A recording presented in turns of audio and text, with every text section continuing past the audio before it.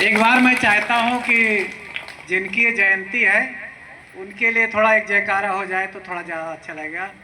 आइले भाई होलकर, आइले भाई होलकर, आइले भाई होलकर, अमर रहे। धनगर समाज जिंदाबाद, धनगर समाज जिंदाबाद, धनगर समाज जिंदाबाद, आचार्य विजय बहादुर पाल, जिंदाबाद, आचार्य विजय बहादुर पाल। जिंदाबाद। आज मैं लोक माता अहिल्याबाई के चरणों में श्रद्धा सुमन करते हुए पेरियार ईवी रामास्वामी के चरणों में श्रद्धा सुमन अर्पित करते हुए हमारे सभी पिछड़े महापुरुषों के चरणों में वंदन चरणों में श्रद्धा सुमन अर्पित करते हुए डॉक्टर भीमराव अंबेडकर जी के चरणों में श्रद्धा सुमन अर्पित करते हुए आज मैं इस गलमोह कन्हा की धरती पर अहिल्याबाई होलकर के बारे में कुछ बताना चाहता हूँ। साथियों, धनगर समाज से अहिल्याबाई होलकर महाराष्ट्र के अहमदनगर में चौड़ी ग्राम से मातकोजी राव शिंदे के घर में अहिल्याबाई होलकर का जन्म 1725 में 31 मई को हुआ। आज पूरा देश इनको इसलिए मानता है कि लोक माता अहिल्याबाई होलकर एक औरत होके जैसे भाई साहब ने बताया 28 साल राज किया तो बहुत बड़ी बात है। हम लोगों को इनसे कुछ राजनीतिक शिक्षा लेना चाहिए। राजनीतिक शिक्षा ही एक ऐसी कुंजी है जिससे पूरे दुनिया के ताले खुलते हैं साथियों। तो वो राजनीतिक कुंजी हमारी माता अहिल्याबाई होलकर आज से 275 साल पहले 278 साल पहले उन्होंने ये काम किया। इससे हमको प्रेरणा लेना चाहिए कि हमारे समाज में ऐसे लोग थे। इनके ससुर मल्लाराव जी होलकर जो बाजीराव पेशवा के समय उनके सरकार में कह लीजिए सेनापति हुआ करते थे।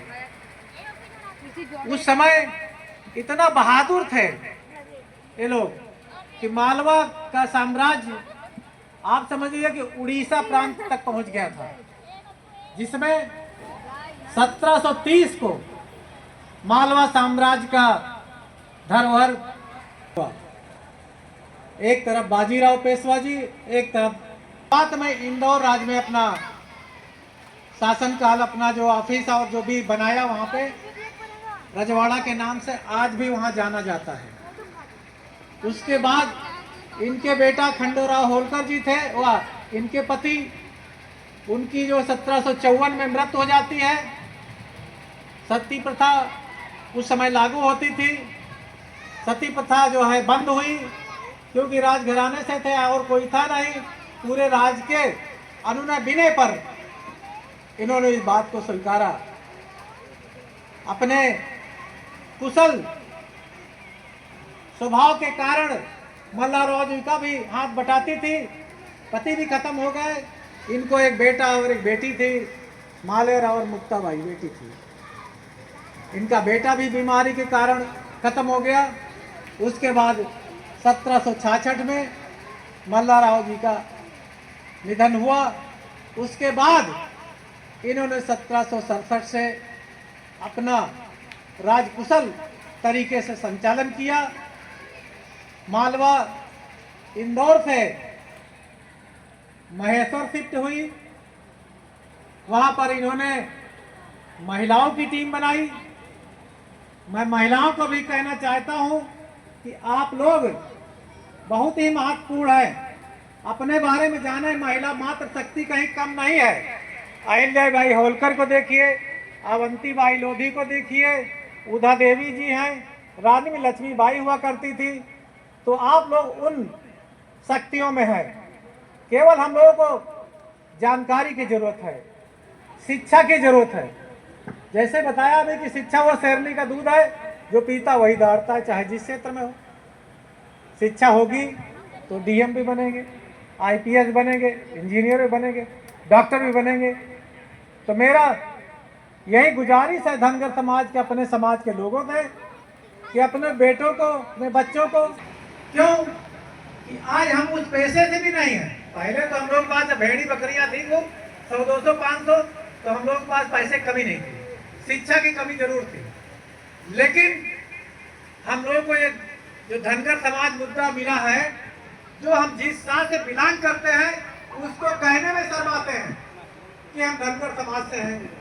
कितने लोगों को पता है कि हम धनगर समाज से हैं? मैं आज आग्रह करता हूं कि अगर पता है कि मैं धनगर मैं ही हूं तो हाथ खड़ा करें कृपया। नहीं पता? नहीं है पता भाई, धीरे धीरे पता है। धनगर समाज से हैं।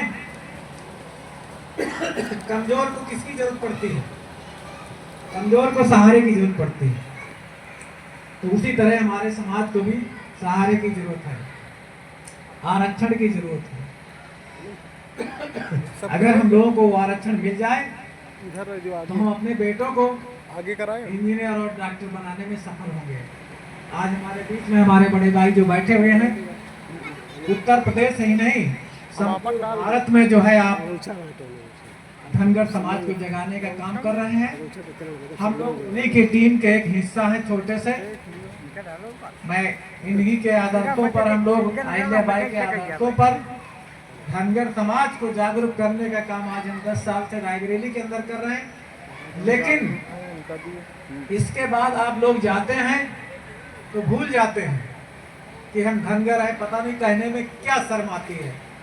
अरे जिस देश जात में जन्म लिया बलिदान उसी पर हो जाए, ऐसा होना चाहिए? नहीं है।